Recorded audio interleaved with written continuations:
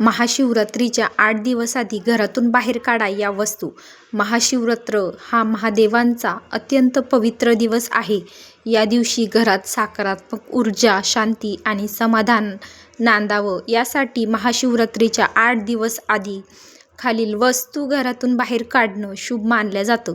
तुटलेली भांडी व फुटलेली काच. घरातून तुटलेल्या वस्तू ठेवल्या की नकारात्मक ऊर्जा वाढते.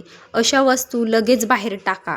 जुने फाटके किंवा न वापरलेले कपडे. जे कपडे अनेक दिवस वापरत नाहीत ते दान करा किंवा घराबाहेर काढा. यामुळे घरात लक्ष्मीचा वास होतो.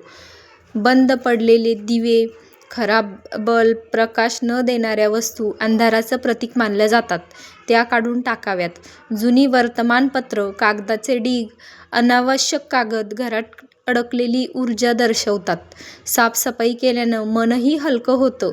तुटलेली खेळणी व निरुपयोगी वस्तू या वस्तूंच्या घरात ठेवायच्या नाहीये. शक्य असल्यास त्या दान करा. फुटलेली देवपूजाची भांडी. देवघरात स्वच्छता आणि पवित्रता फार महत्त्वाची असते.